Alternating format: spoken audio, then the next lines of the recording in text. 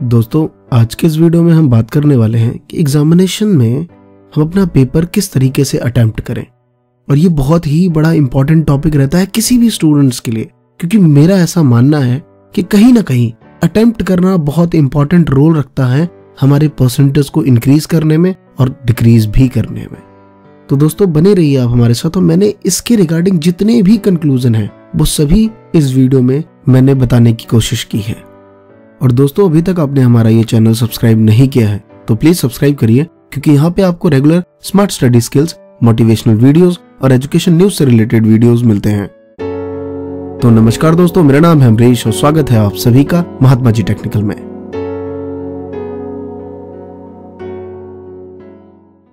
दोस्तों, ये कहीं लिखा नहीं रहता कि अगर आपकी हैंडराइटिंग सही नहीं है तो आपके मार्क्स काट लिए जाएंगे, या फिर आपने पेपर ऑर्डर में नहीं करा तो आपके मार्क्स काट लिए जाएंगे, या फिर आप जरूरत से ज्यादा वर्ड लिख लेते हैं, या फिर कुछ कहानियां बनाने लगते हैं जो कि उस आंसर से रिलेटेड तो है बट बहुत ज्यादा वाइड कर देते हैं तो आपके मार्क्स काट लिए जाएंगे। ऐसा कोई भी मैंने रूल्स अब तक नहीं पढ़ा, बट फिर भी ये एक बहुत बड़ा रूमर कह लीजिए या मिथ है या क्या है जो हर बच्चा जानता है कि अगर इस तरीके से कुछ करते हैं भाई तो मार्क्स अपने काट लिए जाएंगे। तो दोस्तों, मैंने इस पे बहुत स्टडी करी, और स्टडी क्या करी ये मैं काफी टाइम से जानता हूँ कि यार होता क्या है, क्योंकि मैं स्टूडेंट से भी मिलता हूँ और टीचर से भी मिलता हूँ जो पेपर चेक करते हैं। तो दोस्तों, होता क्या है, जब आपका पेपर चेकिंग के लिए जाता है तो जिस टीचर के हाथ में आपका पेपर पहुंचा उस टीचर को उस दिन बहुत सारी चीजें पहले करनी पड़ी। लाइक क्या पता वो घर से लड़के आया हो, या जिस सेंटर में वो बैठने जा रहा है वहां पे फैन ही नहीं है या लाइट चली गई, उसके बाद अब वो पेपर चेक कर रहा है। क्या पता आपके पेपर से पहले एक ऐसे बच्चे का पेपर है जिसकी हैंडराइटिंग भी बहुत अच्छी है, उसने क्वेश्चन ऑर्डर में लिखे हुए हैं, और तीसरा कि टू द पॉइंट जिसका जो आंसर है उसको वो आंसर मिल रहा है। अब उसके बाद वो आपका पेपर लेता है। अब आपके पेपर में उसने देखा कि एक तो हैंडराइटिंग सही नहीं है, उसे ढूंढने में बहुत दिक्कत हो रही है। उसके बाद आपने ऑर्डर में नहीं लिखा, लाइक कि एक क्वेश्चन 5th नंबर यहाँ है, 6th वहां है। और मैं आप बता दूं अभी भी कि इसका कोई रूल नहीं है, आप लिख सकते हैं, कोई सा भी क्वेश्चन कभी भी अटेम्प्ट कर सकते हैं। बट प्रॉब्लम इज दैट कि अगर आपने पहला क्वेश्चन नंबर 7 लिखा, फिर चले गए 22 पे, फिर आ गए 19 पे, तो उसको बार बार पेज पलटना पड़ रहा है। तो साइकोलॉजिकल उसका माइंड एक फ्रस्ट्रेशन सा हो रहा है कि अभी क्या कर रहा है बच्चा। अब इस सिचुएशन में उसने देखा कि एक तो हैंडराइटिंग खराब है, अब वो क्वेश्चन चेक करता है, उसको लगता है हाँ ठीक है। या फिर मान लीजिए कोई एक पॉइंट की गलती है और उसने एक पॉइंट की वजह से अगर उसे 6 में से 5 देने थे वो 4 भी दे सकता है। अब आप लड़ेंगे कि नहीं सर हम तो मार्क्स बढ़वा लेंगे आरटीआई लगवा के। तो दोस्त, आरटीआई के थ्रू ऐसे मार्क्स नहीं बढ़ते।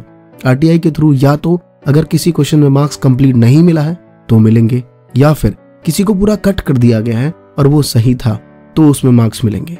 ऐसा नहीं है कि उस टीचर की ओपिनियन पे आप शक करें कि नहीं सर इसमें तो 6 में से मुझे 5 चाहिए था, आपने 4 क्यों दिए। यहाँ पे आप नहीं कर सकते इस तरीके की बार्गेनिंग। तो ये बहुत इंपॉर्टेंट रोल रखता है दोस्त कि आप पेपर को सही तरीके से अटेम्प्ट करें, क्योंकि कोई रूल नहीं है लेकिन एक साइकोलॉजिकल होता है। आपको टीचर को वहां पे खुश करना है कि वो टीचर खुश हो जाए कि हाँ इसका पेपर सही है। थोड़ा बहुत गलतियां भी होती है ना, अगर वो लीनियंट चेक कर रहा है तो लाइक 6 में से वो 5 दे देगा, थोड़ी सी गलती है तो वो खुद ही एरर ठीक करता है, ठीक है यार चलता है इतना। तो हमें इन 3 बातों का कैसे ध्यान रखेंगे एग्जामिनेशन में, ये बात तो समझ आ चुकी है हमें कि हाँ एग्जामिनर को साइकोलॉजिकल प्रॉब्लम हो सकती है इन चीजों के लिए। तो सबसे पहली बात कि हमें अपनी हैंडराइटिंग सही रखनी है। ये आप लोगों के बहुत सारे क्वेश्चंस आ रहे थे कि हैंडराइटिंग कैसे ठीक रखें।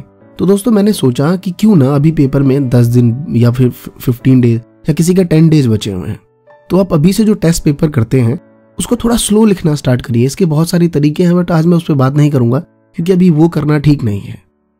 तो इस सिचुएशन में आप घर पे अपना टेस्ट पेपर स्लो करना स्टार्ट करिए, देखिए कितने क्वेश्चन छूट जाते हैं, फिर उसको उसी स्पीड में प्रैक्टिस रखिए।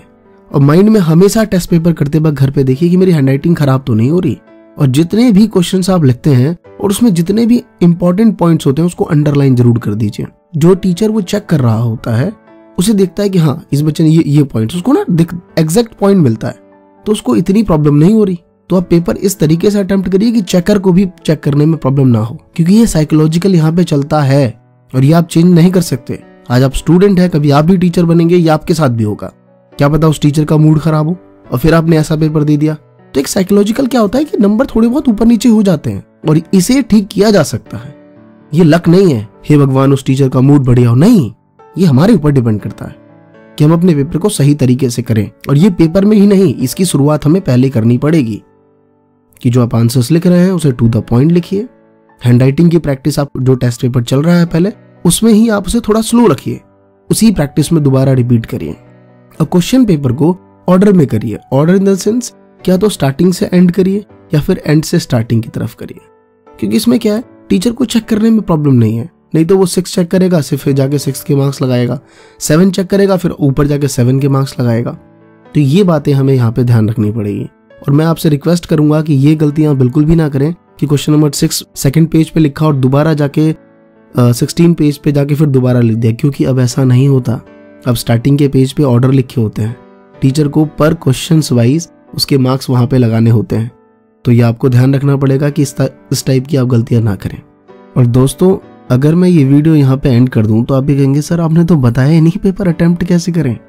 दोस्तों, मैं आपको क्लियर बता दूं कि अटेम्प्ट करने के तरीके आप सबको मालूम है कि पहले 6 नंबर का क्वेश्चन करूं या पहले 2 नंबर का क्वेश्चन करूं या जो पहले आते हैं वो पहले करूं। ये सारी बातें हमने या आपने टीचर से सुन ली है। और मैं हर वीडियो में चाहता हूं कि कुछ आपको नया बताऊं कि जब पेपर मिले तो स्टार्टिंग के 15 मिनट्स पहले पेपर पढ़िए। ये सारी बातें 2% हैं, लेकिन जो 3 बातें मैंने आपको बताई हैं वो कहीं ज्यादा इंपॉर्टेंट रखती हैं।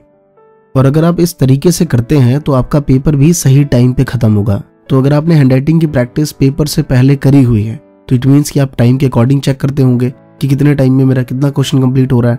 आप 1 बार नहीं, 2 बार, 3 बार, 4 बार इस तरीके से करेंगे तो आपका एक टाइम का शेड्यूल बन जाएगा।